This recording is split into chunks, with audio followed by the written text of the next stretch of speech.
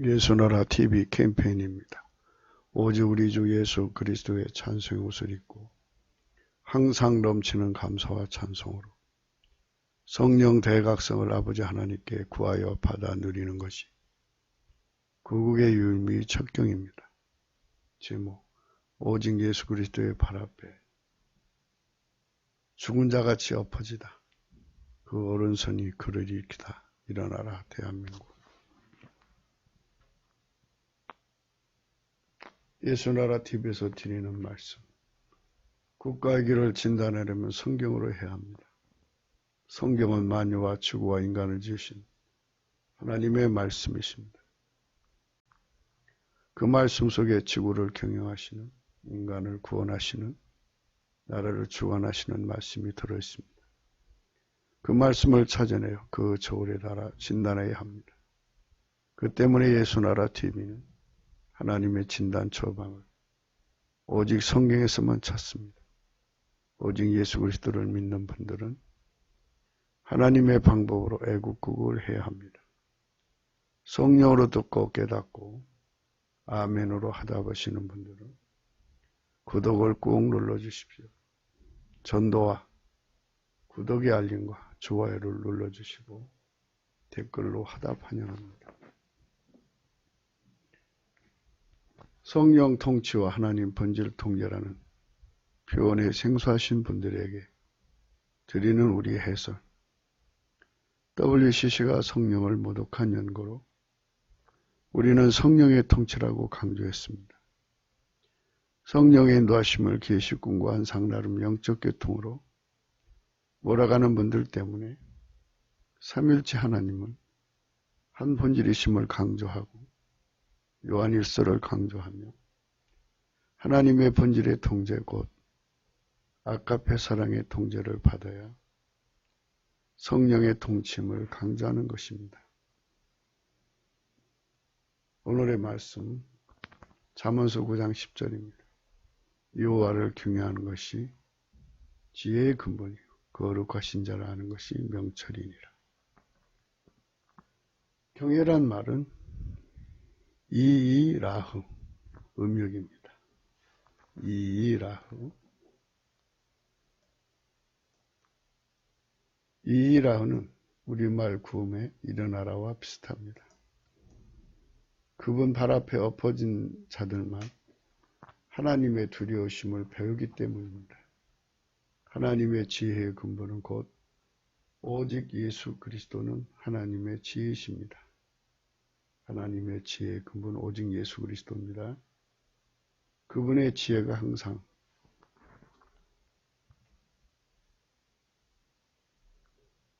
예수에게서만 쉬지 않고 솟아나는 것을 불변성, 계속성, 확장성으로 흘러나오는 것을 근본이라고 합니다. 그분이 모든 지혜의 시작이고 그 모든 지혜는 그분에게서만 나오는 것입니다. 그분을 경외하는 성품은 하나님의 성품입니다. 그 성품은 하나님 본질에서 나오는 온유 겸손과 동일한 것이나 따로 구분해도 역시 한 본질에서 나오는 것이니 같은 것입니다. 오늘은 예수 발 앞에 엎드려지는 내용에서부터 여호와를 경외하는 것이 무엇인가를 고찰해 보기로 하겠습니다. 이이라흐입니다.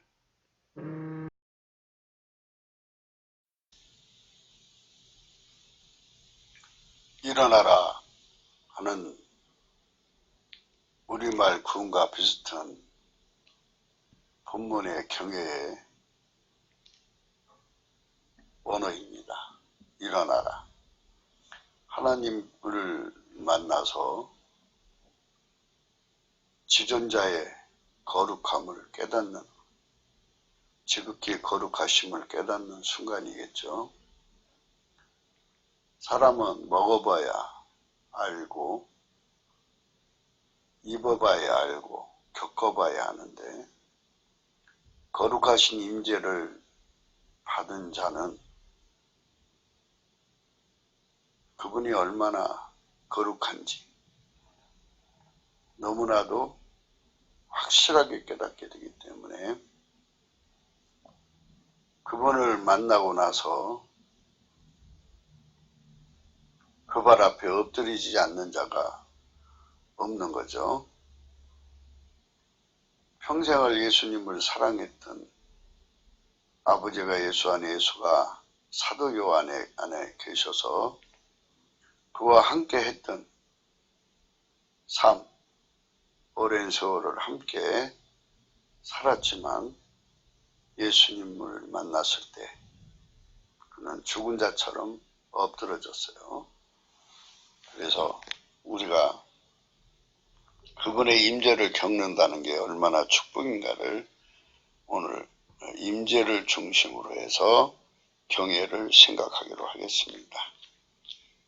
임재입니다. 그분의 임재. 요한계시록 1장이죠. 나 요한은 1장 9절입니다. 나 요한은 너의 형제요 예수의 환난과 나라와 창음에 동참하는 자라. 하나님 말씀과 예수의 증거로 인하여 반모라는 섬에 있었더니 주의 날에 내가 성령에 감동하여 내 뒤에서 나는 나팔 소리 같은 큰 음성을 들으니 나팔 소리 같은 큰 음성을 들었다고 합니다. 지존자가 예수 그리스도로 오셨지 않습니까? 예수 그리스도가 부활하셔서 하나님 자리로 복귀를 하셨는데 복귀하신 그대로 그 영광, 그 지극히 거룩하심으로 물론 사도 요한이 감당할 수 있을 만큼 오셨겠죠. 거기에 임재하십니다. 그리고 그에게 임무를 맡기시는데요. 그분이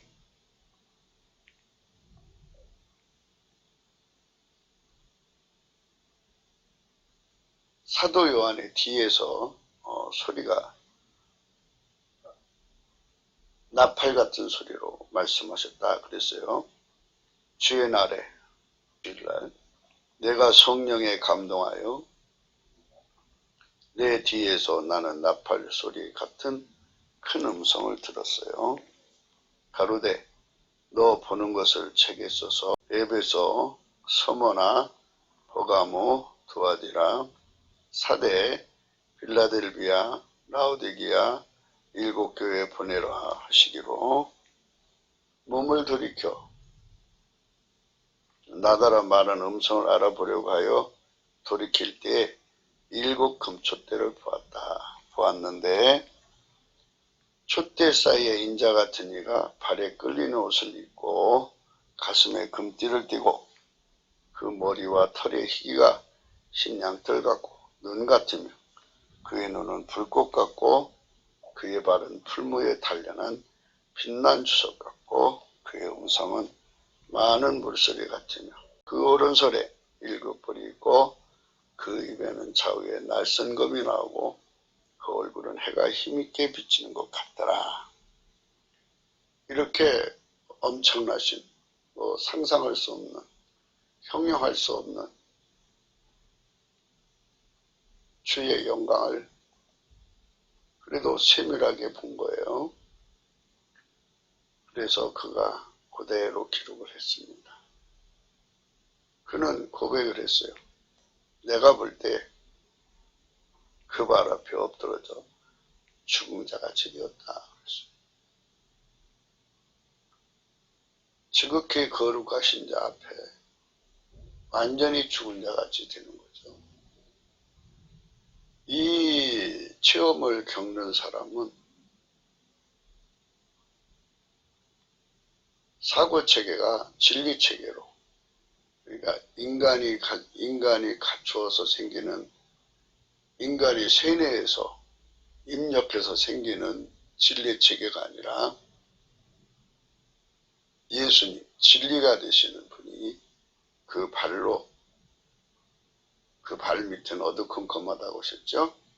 그걸로 확 밟아버리시고 예수님이 진리체계를 세울 때는 그 발로 확 인간의 것들을 마귀에게 세뇌되고 세상에 세뇌된 거, 그리고 인간이 스스로가 구축한 모든 체계, 사고 체계들을 발로 밟아버리고 하나님의 진리체계를 세우십니다. 하지만 사도 요한은 이미 진리체가 굳게 세워져 있고 미래 사역을 일감을 주시기에 오신 거잖아요. 그래서 새로운 업그레이드를 위해서 그 발 앞에 엎드려져 죽은 자같이 되었다. 예수님의 것을 집어넣었다 하는 의미로 생각하셔야 합니다. 지금은 이제 하나님께서 새로운 임무를 주시는 거잖아요. 과거의 언어를 쓰는 게 아니라 태말까지 미래의 언어를 쓰는 거기 때문에 그가 가지고 있는 예수에 대한, 진리에 대한 깨달음의 깊이, 높이, 넓이, 길이, 그걸 가지고는 예수님이 그에게 주고자 하는 임무를 감당할 수 없어요. 언어를 알아볼 수 없으니까. 그래서 내가 볼 때 그 발 앞에 엎드려져 죽은 자같이 되며 그가 오른손을 내게 얹고 가라사대 두려워 말라 나는 처음이요 나중이니 두려워 말라 하는 이 말씀 속에 하나님에 대한 두려움이, 지존자에 대한 두려움이 분명히 있다는 것을 말씀하고 있는 것입니다. 영원히 건널 수 없는 간격을 가지신 예수님과 우리 사이인데 예수님께서 스스로 증거가 돼서 오신 거잖아요. 그래서 영원히 건널 수 없는 간격의 두려움을 예수님이 극복해 주는 겁니다. 그러니까 예수 안에 주시는 경외함이라는 것은 예수로 말미암아 지존자의 임재를 능히 감당할 수 있지만 그렇다고 해서 하나님 아들 예수 그리스도의 통제를 벗어난다는 것은 아닙니다. 예수 때문에 그 발 앞에 엎드려서 죽었죠. 예수 때문에 하나님 앞에 설 수 있는 담대함을 주시죠. 그리고 주님이 명령하신 대로 되는 거죠. 그 말씀의 통제 안에 서는 거죠. 그가 오른손을 내게 얹고 가라사대 두려워 말라 나는 처음이요 나중이니 곧 산자라 내가 전에 죽었었노라 볼지어다 이제 세세토록 살아있어 사망과 음부의 열쇠를 가졌노니 그러므로 네 본 것과 이제 있는 일과 장차 될 일을 기록하라. 오른손을 얹고 일으킨 거죠. 일어나라 하신 말씀과 의미가 상통하는 거죠. 죽은 자 같은 자에게 일어나라 하시고서는 말씀하신 거잖아요. 그래서 우리가 예수님과 만나는 은총이 얼마나 소중한가 하는 걸 생각합니다. 예수님을 보지 않고 사랑한다는 건 참 아름다운 일이지만 그래도 예수님께서 우리에게 임재를 주시면 하나님 경외하는 것을 배우게 된다는 데서 하나님을 겪음으로 아는 것과 육체 가운데서 하나님을 겪은 거죠. 죽은 자같이 쫙 뻗어버렸어요. 주님께서 일으켜 주시면서 이제 미래 사역에 대한 의미로 그를 이끌어가고 있습니다. 우리가 예수 그리스도를 사랑한다면 보지 않고 믿어야 된다고 고집할 필요는 없다고 생각합니다. 그분께서 원하신다면 또 우리 쪽에서도, 인간 쪽에서도 원한다면 언제든지 만남이 가능하도록 하나님께서는 성경 안에서 여러 말씀으로 허용해 놓으셨습니다. 이러한 만남은 비침의 만남이 있고 본질의 만남이 있습니다. 사도 요한의 만남은 비침의 만남이 아니라 본질의 만남입니다.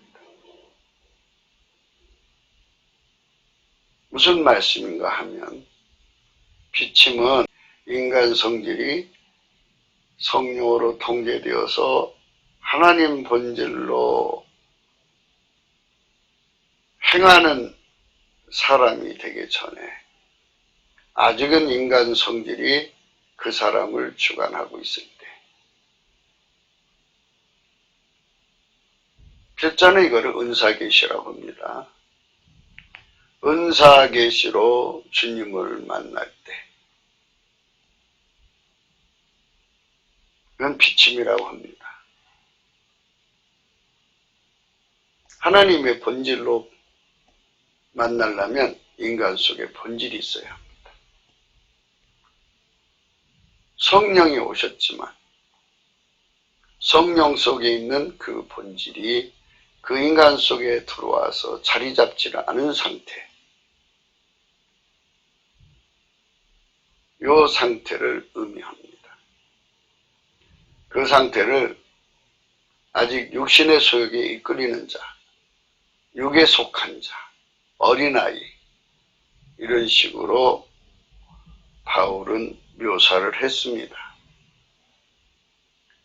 아직은 다투는 정욕이 있는 상태, 아직은 헛된 영광을 구하는 상태입니다. 우리가 날마다 성령 각성을 구하자는 것은 하나님의 본질 계시에 관한 문제입니다. 하나님의 본질 계시는 아버지가 예수 안에, 예수가 우리 안에 오셔서 성령 통치로 말미암는 하나님 본질을 우리 속에 공유하시는 겁니다.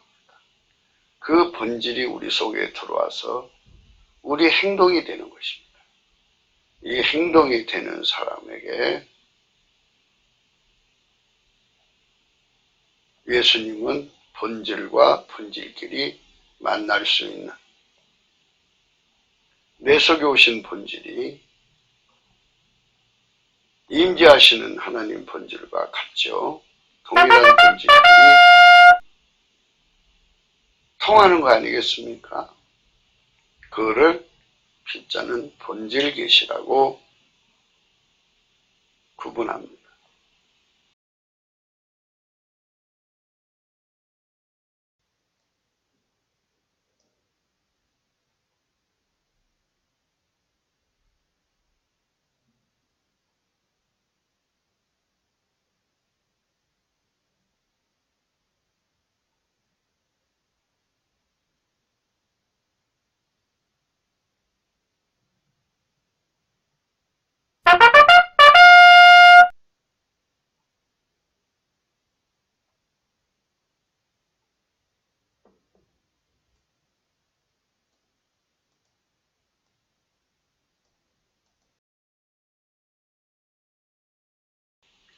오늘날 많은 분들이 예언 사역을 하고 있는데 그들이 받은 말씀들이 비침으로 받는 것이 있고 이렇게 본질로 받는 것이 있습니다.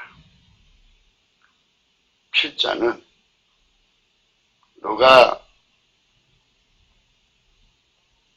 본질로 받고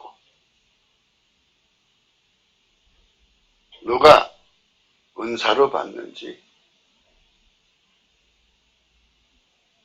구분하고 싶지 않습니다. 또 누구라고 지칭하고 싶지도 않습니다. 잘 모르기 때문입니다. 우리 주님만 정확하게 아시겠죠. 그러나 제가 아는 것은 성경 말씀에 아가페 사랑의 본질을 하나님의 불로 표현을 하는데요. 하나님 보좌 앞에 때를 따라 돕는 은혜를 얻기 위해서 예수 그리스도의 궁유를 얻기 위해서, 그러니까 예수 그리스도의 궁유를 얻어야 하나님 보좌 앞에 나가거든요. 그래서 넘치는 감사와 찬송으로 예수의 문을 두들기면 예수님이 만문을 열으시고 찬송의 옷을 입혀서 하나님 보좌 앞에 세우셔가지고 하나님의 본질을 전이시켜 주는데, 라오디게 교회에게 이렇게 말씀하셨습니다. 불로 연단한 금을 사서 부요하게 하고 흰옷을 사서 입어 벌거벗은 수치를 보이지 않게 하고 또 안약을 사서 발라보라. 볼지어다 내가 문 밖에 서서 문을 두드리느니 누구든지 내 음성 듣고 문을 열면 내가 그에게 들어가 그로 더불어 먹으리라. 예수님한테 가서, 예수님 하나님 보좌에 있죠. 가서 흰옷을 사서 입으라고 그랬습니다. 그 흰옷을 사서 입는 사람은, 사대교회에서는 흰옷을 입은 자는 합당한 자라, 예수님과 함께 다니는 자라, 이렇게 기록이 되어 있습니다. 예수님과 함께 다니는 자라.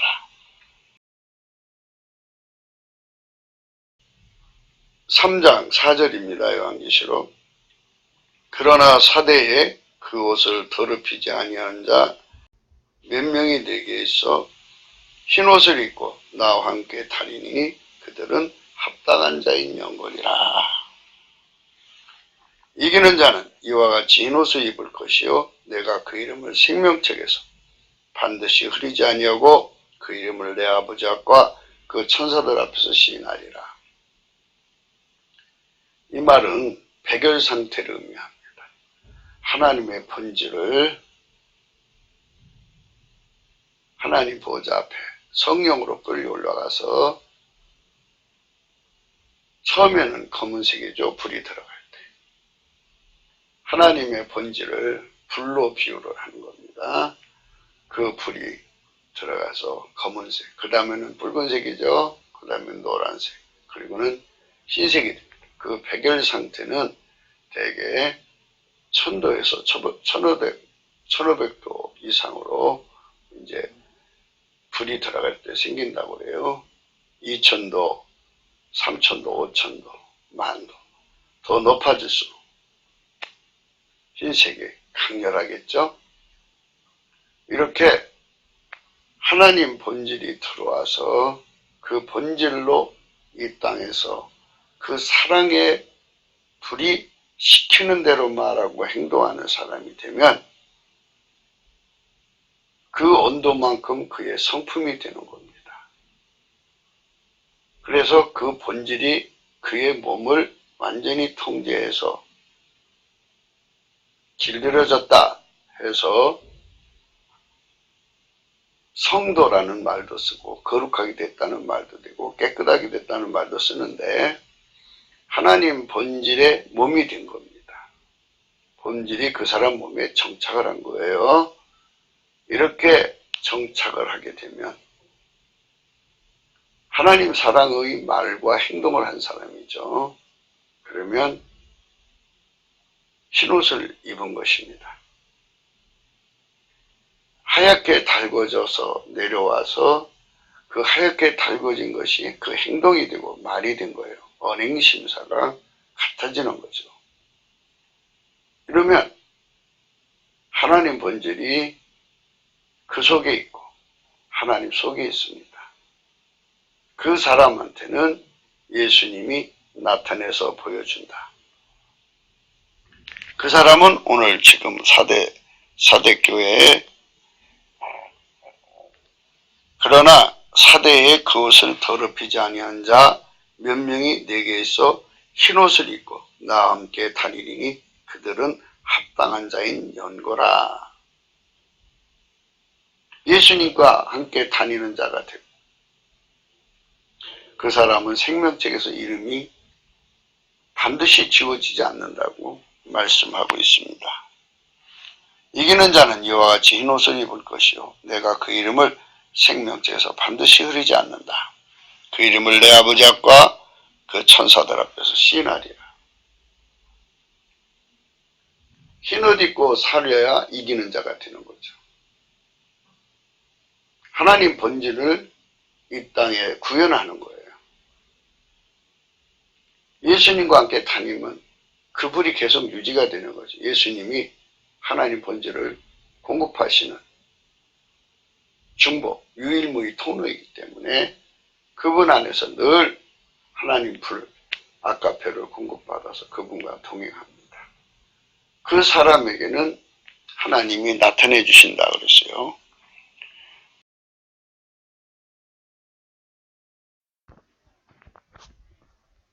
예수님께서 본질 계시를 통해서 나타내 주신다고 하는 말씀을 주신 것이 요한복음 14장 15절부터 쭉 나옵니다. 오리라 보리라 하리라 나타나리라 저와 함께 거하리라 이런 말씀인데요. 그 중에서 나타나리랍니다. 하나님께서 은사계시고 인간 성질로 살 때는 예수님이 그 사람을 만나줄 수 없어도 하나님 본질의 통제를 받아서 하나님 본질이 육체로 완전히 통제해가지고 길들여져서 육체가 하나님 본질대로 사는데 능숙해지면 그때 예수님께서 그 사람을 만나주시는 건데요. 그때 만나주시는 것을 그 발 앞에 엎드려입니다. 물론 이제 인간을 만나주시는 내용이 질적으로 다 다르겠죠. 비춤으로 만나줄 수도 있고 환상으로 이상으로 뭐 여러 방법으로 만나주시는데 요한계시록에서 사도 요한이가 예수님 만난 내용은 하나님 본질적으로 만난 겁니다. 그러니까 일반적인 그 사람들이 뭐 입신을 하고 뭐 환상 보고 이상 보고 여러 가지 말씀을 하는데요. 그거는 그 사람이 하나님 본질의 통제를 받아서 길들여진 상태가 아니라면 전부 비춤이라고 생각하시면 돼요. 요한복음 14장 16절을 보겠습니다. 내가 아버지께 구하겠으니 그가 또 다른 보혜사를 너에게 주사 영원토록 너희와 함께 있게 하시리니 저는 진리의 영이라 세상은 능히 저를 받지 못하나니 이는 저를 보지도 못하고 알지도 못함이라. 그러나 너희는 저를 아나니 저는 너희와 함께 거하시며 또 너희 속에 계시겠습니다. 예수님께서 십자가에 못 박히시고 부활하셔서 하나님 보좌로 가신 후에 성령으로 오십니다. 그래서 예수 그리스도의 통치는 성령 통치예요. 예수님은 하나님 보좌에 앉아 계셔서 거기서 인간 구원의 일을 하시다가 성령으로 하시는 거죠. 아버지만 하시는 날 세상에 공중으로 구름 타고 다시 오시는 겁니다. 그러나 예수님께서는 성령으로 인간 속에 오셔서 오리라 보리라 나타나리라 저와 함께 거하리라는 이 약속의 말씀을 이행을 하시는 겁니다. 우리가 지금 공부하는 것은 그 발 앞에 엎드려서 여호와를 경외하는 경외의 심성, 그 경외의 본질, 하나님을 섬기는 경외의 본질을 전해받는 내용입니다. 필자가 고찰한 바로는 인간 성질로 예수를 믿을 때는 하나님을 두려워함이 없어요. 인간 성질 속에는 하나님을 두려워함이 없어요.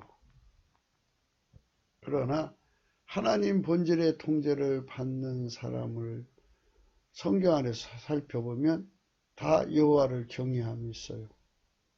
순교는 누가 할 수 있느냐? 여호와를 경외하는 하나님의 본질을 가진 사람만 할 수 있어요. 그 경외함을 가진 사람은 어떤 피조물한테도 두려워하지 않아요. 그러니까 하나님의 본질의 통제 속에 있는 여호와를 경외하는 성질, 본질입니다. 그 성품을 성령으로부터 전이받는 자들은 어떤 피조물한테도 두려워하지 않습니다. 오직 두려워하는 것은 예수 그리스도로 말미암는 하나님입니다. 그 하나님만 두려워해요. 그 어떤 사람도 그 사람을 굴복시킬 수가 없어요.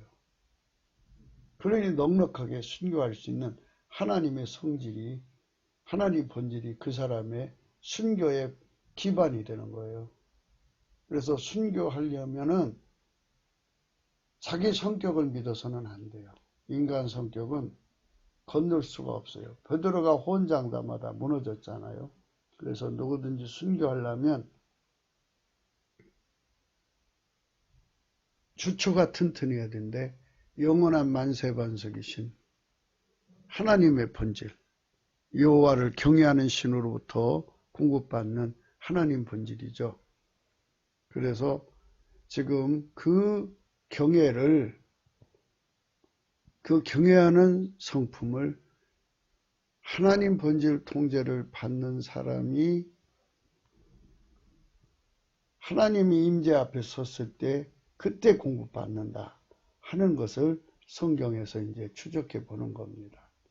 우리가 그러한 은혜 속에 들어가기 위해서 오늘 이 말씀을 우리가 고쳐라 하는 것이기 때문에 어떤 피조물도 그를 굴복시킬 수 없는 영원한 만세반석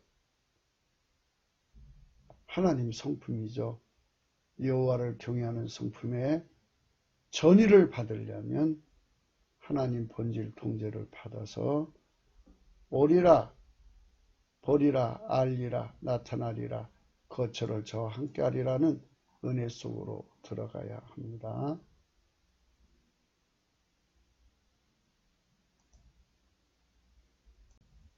내가 너희를 그와 같이 버려두지 아니하고 너에게로 오리라. 성령으로 오리라는 말씀입니다.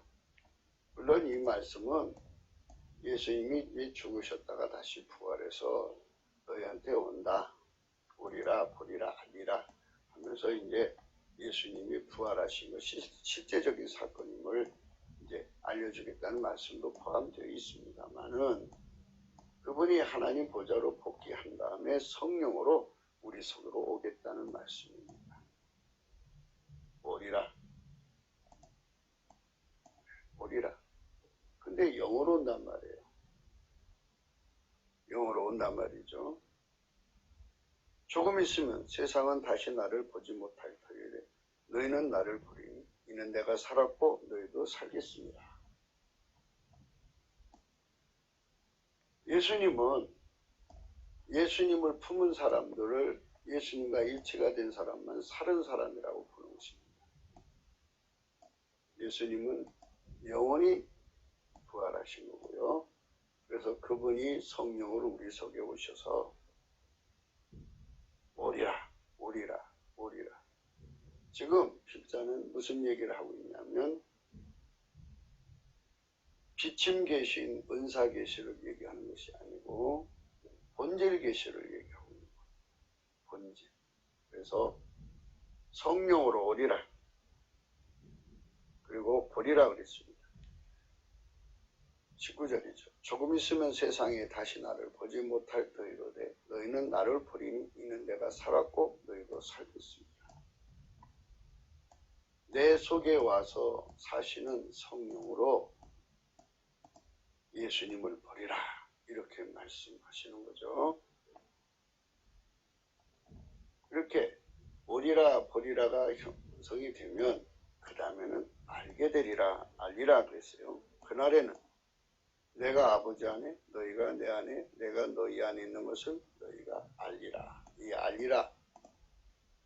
이 알리라가 바로 하나님과 우리 관계의 중요한 의미, 그 본질 계시를 의미합니다. 본질적으로 알리라는 거예요. 그래서 그 말씀이 어디 들어있느냐. 그날은 내가 아버지 안에 너희가 내 안에 예수님이 본질적으로 아버지와 관계를 갖고 있죠. 본질 없이 아버지와 관계를 가진 것이 아니죠. 예수님은 평생 성령으로 말미암는 아버지의 본질의 통제를 받으셨죠. 그래서 내가 아버지 안에 아내라는 건 통제받았다는 것이죠. 그런데 예수가 성령으로 우리 속에 오셔서 아버지가 예수님을 통제하는 그 통제를 우리 안에 주심으로써 예수의 통제를 받는 그만이 알게 된다 이겁니다. 그래서 통제, 하나님 본질 통제를 받은 자만이 하나님을 한다. 이런 말씀이 되는 거예요. 그래서 오리라 보리라 아니라, 오리라 보리라 아니라. 너희 안에 있는 것을 너희가 알리라. 한 사람한테만 하는 게 아니라 누구든지 예수 그리스도의 성령 통치로 말미암는 하나님 본질의 통제를 받는 자는 그 속에 오신 예수님을 알게 된다. 본질적으로 안다. 비침으로 아는 건 인간 성질이 그냥 남아 있어요. 통제가 안 된 상태죠. 그러나 예수님의 본질, 예수님을 통제한 본질이 성령으로 말미암아 우리 속에 기름 부어지면 그때부터는 완전히 하나님의 본질을 공유하기 때문에 그 본질을 가진 자만이 예수를 보게 된다. 예수를 알게 된다는 거예요. 그들만 모든 사이비에서, 모든 미혹에서부터 벗어나는 거예요. 자유를 얻습니다. 이 상태가 되기 전에는 미혹을 받아요. 그래서 바울은 그 모든 글에서 예수 그리스도의 본질에 통제받는 사랑 안에서를 그렇게 강조를 한 것입니다. 아가페 사랑의 통제, 아가페 사랑이 하나님 본질이죠. 그 본질의 통제가 내 안에서 이루어지는 겁니다. 그들만 본질 계시 하나님 인재를 그대로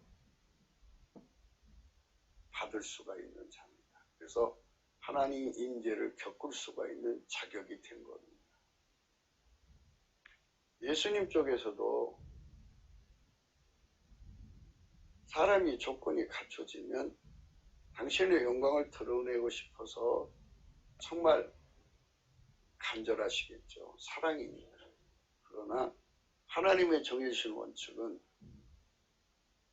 비침 계시, 은사 계시가 있고 본질 계시, 인간 속에 하나님 본질이 자리 잡아서 그 사람의 육체를 완전히 길들이면 비로소 하나님 인재를 주실 수 있는 이 조건이 갖춰질 때만이 주의 영광이 그 안에 그대로 드러난다는 원칙을 세워놓으셨기 때문에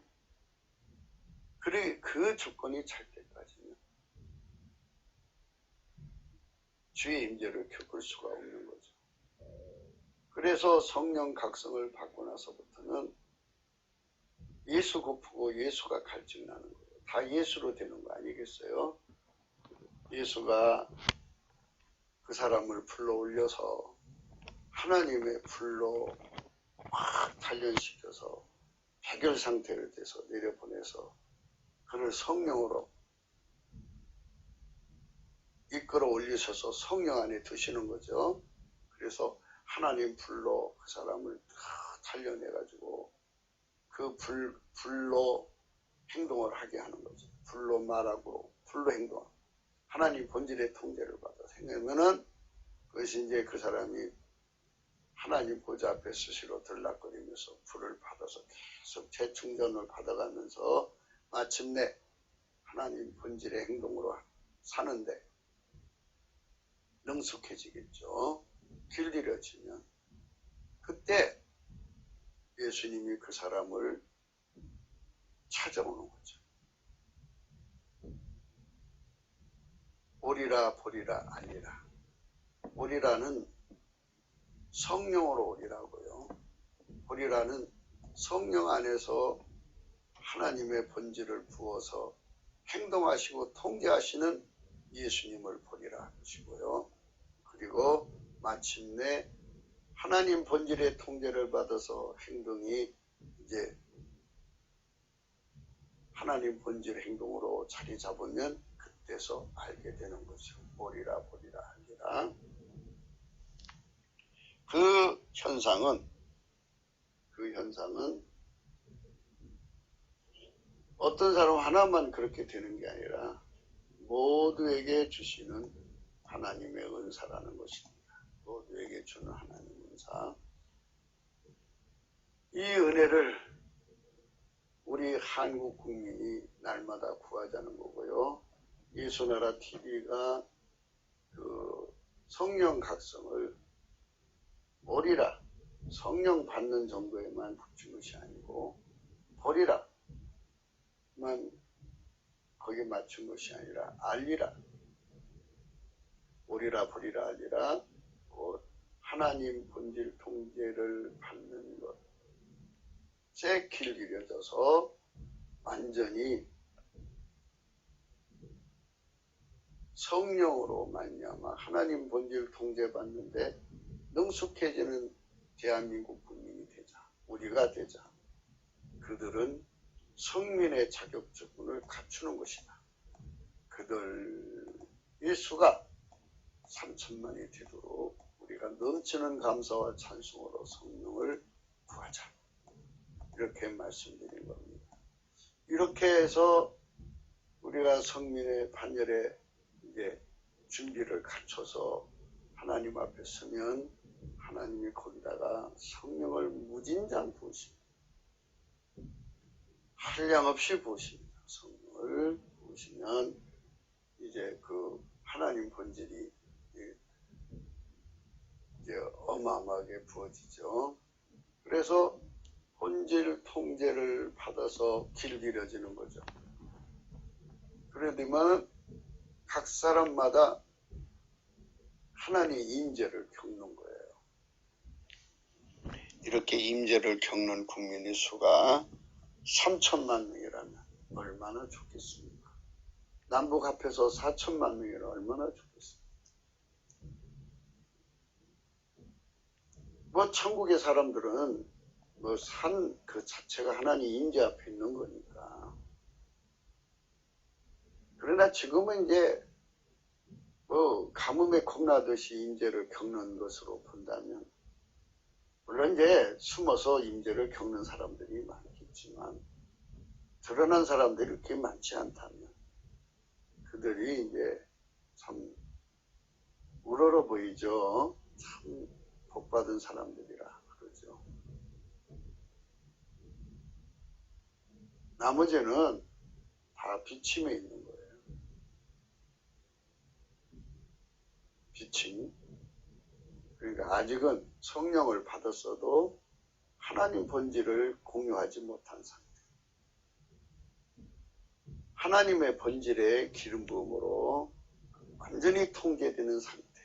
기름 부음은 그 사람의 행동이 되는 데까지입니다. 완벽하게 언행이 하나님 기름 부음으로써 예수님이 그 사람 속에 들어가서 그 사람을 통해서 사시는 거거든요. 완전히.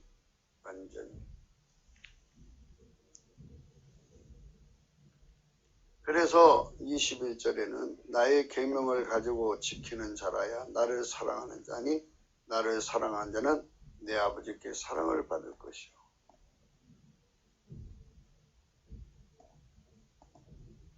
예수님의 계명은 아버지가 예수 안에 라고는 그러잖아요.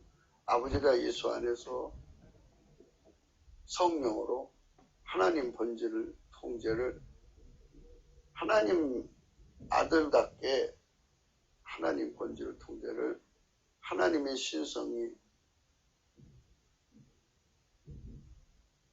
하나님 신성의 모든 것이 예수 안에 거하셔서 완전히 통제를 하신 겁니다. 그게 예수님이 받으신 통제예요. 그 통제가 예수님의 계명이죠.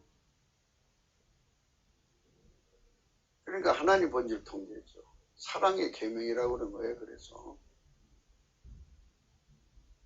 생명의 성령의 법이라고 그러죠. 생명의 성령의 법은 아까페 사랑의 법하고 같은 거예요. 내용이. 성령은 하나님 본질이죠. 하나님 본질 밖으로 성령 행동하지 않으니까 사랑의 계명은 곧 성령의 법입니다. 그래서 서로 사랑하라는 거죠. 나의 계명을 가지고 지키는 자라야 나를 사랑하는 자니 나를 사랑한 자는 내 아버지께 사랑을 받을 것이요 나도 그를 사랑하여 그에게 나를 나타내리라. 한 본질의 공유를 의미하는 겁니다. 성부, 성자, 성령은 한 본질이죠. 예수 그리스도로 말미암아 우리가 예수 안에 들어가서 성령으로 하나님 본질의 통제를 받으니까 우리는 한 본질 안에서 하나죠. 예수 그리스도 말미암아 하나가 된 거예요. 이렇게 한 본질 안에서 살아가는 것을 사랑이라고 하는 거예요. 하나님 본질로 사니까 하나님 본질이 사랑이니까 그 본질로 하나님을 대하면 사랑이고 그 본질로 그 본질 받은 사람을 대하니까 사랑이고 그 본질로 세상을 대하니까 세상에는 하나님 본질을 미워하죠. 미움을 받으니까 환난과 핍박을 겪으니까. 그래서 예수 안에 들어간다는 것은 곧 하나님 본질의 통제라는 거예요. 지금 제가 여러 가지로 말씀드리는 이유는 사도 요한이가 예수님 발밑에 엎드려졌다는 거. 일어나라 하고 일으키시는 주님의 사랑을 우리가 지금 생각하고 있는 것입니다. 일어나라. 하나님의 임재가 거기 임하셔서 사도 요한을 은사계시로 만났느냐 임재로 만나냐. 은사계시로 만나면 이렇게 엎드려지지 않습니다. 본질 계시로. 본질. 그래서 우리가 넘치는 감사와 찬송으로 흰옷을 입어야 돼요. 흰옷을 입으면 하나님의 임재를 겪을 수가 있어요. 겪으면 비로소 여호와를 경외하는 마음이 생깁니다. 여호와를 경외하는 마음. 아주 놀랍죠. 이 경외라는 말이 이제 두려움이라는 말인데 선악과를 따먹고 부끄러움을 발견을 하고서는 무화과나무 잎새로 앞을 가렸습니다. 그런데 이제 예수님으로 오신 하나님이죠. 하나님이 아담아 하고 부르실 때 하나님 임재를 겪죠. 그때 비로소 두려움을 느꼈어요. 두려움을 느껴서 숲을 속에 숨어버립니다. 그 두려움이죠. 하나님의 임재 앞에서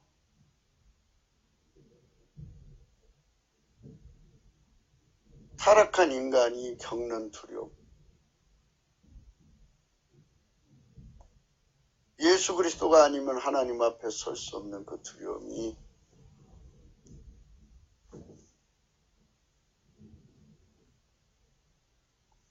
그것이죠. 성경의 기록상으로는 그때부터 두려움이 시작된 겁니다. 하나님 임재의 두려움. 우리는 예수 그리스도 없이는 결코 하나님 앞에 설 수 없다는 것을 생각해야 됩니다. 그래서 예수 그리스도 안에서 하나님의 임재를 받는데 그 임재 앞에서 우리는 죽은 자 같이 되는 거예요. 이렇게 하나님 앞에 임재를 겪은 사람과 단순히 비침을 받은 사람의 차이는 하늘과 땅 차이입니다. 거듭난 그러는데요. 비침으로 거듭났다고 하는 사람도 있는데, 그런데 인간 성품이 그를 주장하면 아직 거듭난 게 아니고요. 거듭났다고 그러면 하나님 본질이 그를 주장해야 돼요. 하나님 본질이 그를 주장하면 그가 거듭난 거예요. 그렇게 거듭난 심령으로 하나님께 드려지는 거죠.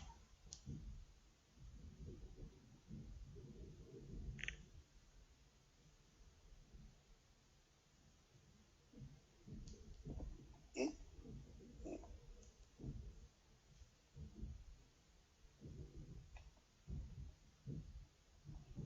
나의 계명을 가지고 지키는 자라야 나를 사랑하는 자니 나를 사랑하는 자는 내 아버지께 사랑을 받을 것이요 나도 그를 사랑하여 그에게 나를 나타내리라. 여기 있지 않습니까? 그러니까 예수님의 아버지에게 통제받듯이 예수님의 통제, 사랑의 본질의 통제를 받는 자들은 예수님이 사랑을 해주셔서 그에게 나타내 준다는 거죠. 바로 14장 21절에 예수님과의 만남이 바로 아까 우리가 읽으신 사도 요한이 주님을 만나서 그 발 앞에 엎드려진 내용입니다. 사랑의 통제를 받는 사람만 하나님의 임재를 받는 거죠. 이게 어떤 종교적인 특별한 사람만 주는 게 아니고 특별히 선택된 사람만 주는 게 아니고 누구든지 넘치는 감사와 찬송으로 하나님 보좌에 나가서 흰옷을 사서 입은 사람만 되는 거예요. 누구든지입니다. 그래서 그들은 그 속에 하나님 본질의 통제를 받은 바탕이 있기 때문에 거기에 성령이 임하시는 거죠. 예수님이 나타나시는 거예요. 나도 그를 사랑하여 그에게 나를 나타내리라. 가룟 아닌 유다가 가로되 주여 어찌하여 자기를 우리에게는 나타내시고 세상에게는 아니하려 하시나이까. 왜 주님 그런 방식을 선택합니까? 그냥 세상 사람을 다 보여주시죠. 그랬더니 예수께서 대답하여 가라사대 사람이 나를 사랑하면 내 말을 지키리니 내 아버지께서 저를 사랑하실 것이요 우리가 저에게 와서 거처를 저와 함께 하리라. 사랑하면이라는 단서가 붙었어요. 이 요거는 뭐냐면 아카페로 사랑하면이에요. 그러니까 아카페로 사랑한다는 것은 예수의 피와 살로 용서를 받고 성령이 오셔요. 제 용서의 증거로 오십니다. 성령이 오신 증거가 하나님 본질 통제입니다. 하나님 본질의 통제를 받는데 익숙해지면 이런 뜻이에요. 길들여지면 그게 예수님을 사랑하는 겁니다. 그 자에게는 아버지께서 저를 사랑하실 것이고 우리가 저에게 와서 거처를 저와 함께 하리라. 성부, 성자, 성령 삼일천인과 하나가 되어 살리라. 이거죠. 한 본질 안에서 사는 거예요. 그래서 내가 항상 삶 속에서 하나님 임재를 받으려면 그리고 그 임재를 받아서 여호와를 경외하는 신, 그 거룩한 성품을 공유하려면 반드시 아까의 사랑으로 행동을 해야 됩니다. 그자만 여호와를 경외하는 신의 혜택을 받고 그 자에게는 모든 비밀이 공유가 되는 것입니다. 모든 비밀의 공유는 동질성한테 준다는 뜻이죠. 그래서 15장에 가서 그 말씀이 있습니다. 아버지께서 나를 사랑하신 것 같이 나도 너희를 사랑했으니 나의 사랑 안에 거하라. 이 말이 그거죠. 하나님 본질 통제를 기름 부어 줄 테니까 받아라 이겁니다. 그거를 받아서 살라. 그 본질 통제를 안에서만 살아라 이거죠. 내가 아버지의 계명을 지켜 그의 사랑 안에 거하는 것 같이 너희도 내 계명을 지키면 내 사랑 안에 거하리라.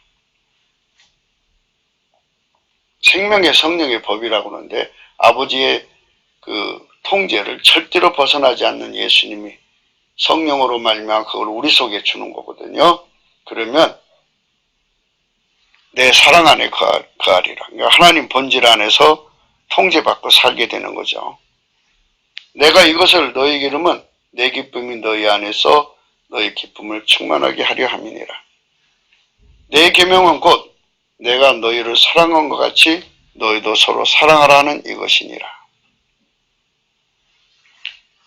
사람이 친구를 위하여 자기 목숨을 버리며 이에서 더 큰 사랑이 없다 그랬어요. 이 친구라는 것은 동질성을 의미합니다. 그러니까 성부, 성자, 성령의 본질을 공유하는 자, 예수 그리스도 안에서만 공유할 수 있죠. 성령으로.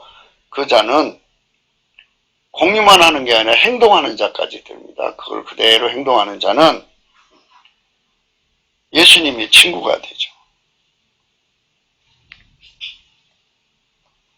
너희가 나의 명하는 대로 행하면 곧 나의 친구라. 이제부터는 너희를 종이라 하지 아니하려니 종은 주인이 하는 것을 알지 못함이라. 너희를 친구라 하였나니 내가 내 아버지께 들은 것을 다 너희에게 알게 하였음이라. 이렇게 하나님 안에서 모든 비밀을 공유하는 것을 분명히 하셨습니다.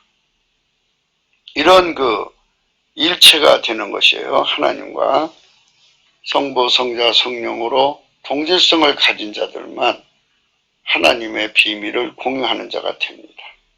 이렇게 공유하는 자로 주님이 우리를 불러들이시는 거예요. 그들만 하나님의 임재를 받는 것입니다. 그들만 하나님 임재 안에서 늘 하나님을 섬기는 자입니다. 그러니까 이거는 꿈도 아니고 환상도 아니고 계시도 아니라 본질적인 겁니다. 본질을 알아보는 암입니다. 그래서 요한일서 4장에 그 말씀이 있는데요.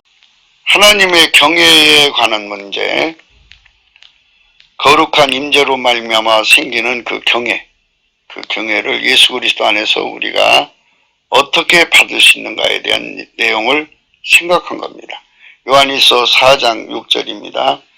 우리는 하나님께 속하였으니 하나님을 아는 자는 우리 말을 듣고 하나님께 속하지 아니하는 자는 우리 말을 듣지 아니하나니 진리의 영과 미혹의 영을 이로써 아느냐. 영분별도 가능해요. 사랑하는 자들아 우리가 서로 사랑하자. 사랑은 하나님께 속한 것이니 사랑하는 자마다 하나님께서 나서 하나님을 알고 그랬어요. 그래서 하나님의 본질을 행동하는 사람만 하나님을 아는 본질 계시예요. 사랑하지 아니한 자는 하나님을 알지 못하느니 이는 하나님은 사랑이심이라. 하나님 본질을 받아서 행동하는 자만 하나님을 안다는 거예요. 그들만. 그래서 우리가 이 하나님 주신 이 본질 계시의 원칙을 따라서 사도 요한이 살았어요. 그러다가 어느 날 이렇게 강한 임재를 받아서 또 미래 세대를 위한 요한계시록까지 기록하는 거룩한 사역에 쓰임을 받은 것입니다. 우리도 이런 말씀을 기초로 해서 항상 하나님 앞에 우리 주 예수 그리스도의 세우신 이 원칙, 사랑의 계명을 따라서 아버지가 예수 안에 예수가 내 안에 주시는 그 거룩한 사랑의 기름 부음에 사로잡혀 사는 것이 바로 하나님 임재를 겪는 것입니다. 예언도 방언도 표한다고 그러지 않습니까? 많은 분들이 예언 사역을 하고 또 보고 듣는 사역을 이제 그 스스럼 없이 말하는데요. 그러나 그거는 비침일 수가 있습니다. 우리가 강조하는 세계는 비침이 아닌 본질 통제의 세상을 추구하는 것입니다. 성령으로 말미암는 하나님 본질의 통제가 우리가 요구하는 성령 각성의 목표입니다. 넘치는 감사와 찬송으로 예수 그리스도로 말미암아 하나님 보좌 앞에 나가서 이 본질 통제의 각성을 받아서 우리 국민 3천만 명, 북한 주민 1,000만 명이 함께 참여한다면 거룩한 성민의 자격을 쟁취할 수 있는 기반 조건이 갖춰져 가는 것입니다.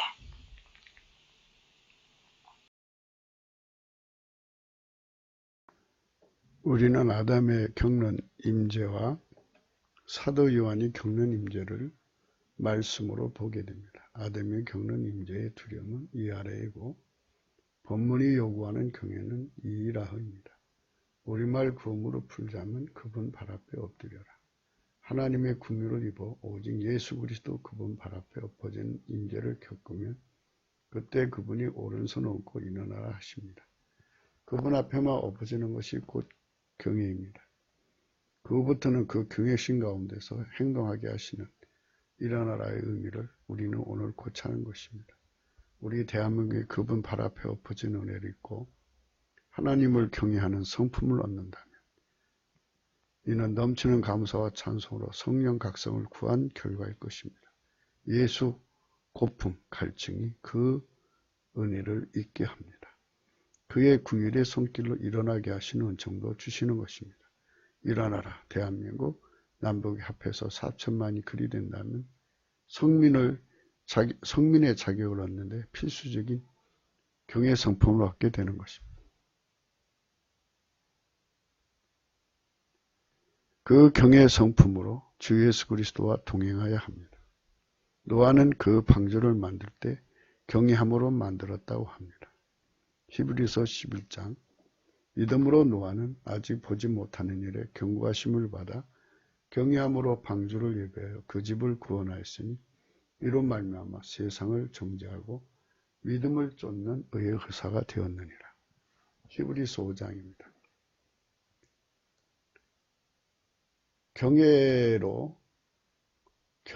경외함으로 방주를 예배했다고 했습니다. 하나님을 섬기는데 특히 방주를 만드는데 하나님을 경외한다는 방주를 만드는 통제를 완전하게 받았다는 얘기입니다. 방주를 만드는 통제. 이 엄청난 통제를 받았겠죠. 히브리서 5장에 예수님도 이 땅에서 그는 육체에 계실 때 자기를 죽음에서 능히 구원하실 이에게 심한 통곡과 눈물과 가운과 소원을 올렸고 그의 경외하심을 인하여 들으심을 받았다고 했습니다. 주 예수 그리스도도 하나님을 경외함으로 기도응답을 받으신 바이시라며 그의 기름 부음을 받아 행하는 우리도 그 경외함으로 나를 통제하신 은총을 받아 누리는 것입니다. 노아를 경외케 하여 그 방주를 예배케 하시는 예수님의 기름 부음이십니다. 그 기름 부음을 받아 우리도 그분의 경외하심에 넘치도록 참여하면 할수록 하나님의 지혜의 근본이신 주 예수 그리스도를 누리게 되는 우리는 성민이 되는 길에 더 가까이 다가간 것입니다. 기도 생각이었습니다. 공감하시면 전도해 주시고 구독, 알림, 좋아요를 댓글을 달아주세요. 핸드폰 번호 있고요. 감사한금 번호 있습니다.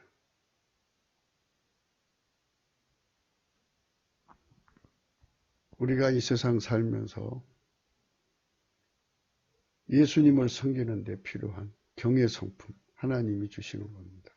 예수님이 가지신 그 경외 성품을 그대로 우리에게 기름 부어 주시면 우리도 예수님처럼 하나님을 경외하고요.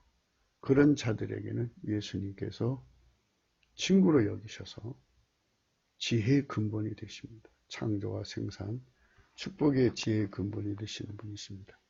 그 무한하신 지혜와 총명이신 재능과 모략이신 지식과 여호와를 경외하는 신이 부어져서 사자가 소처럼 풀을 먹는 아름다운 세상을 여는 하나님의 사람들이 가득한 대한민국이기를 원하신다면 넘치는 감사와 찬송으로 성령 대각성을 구해야 할 것입니다.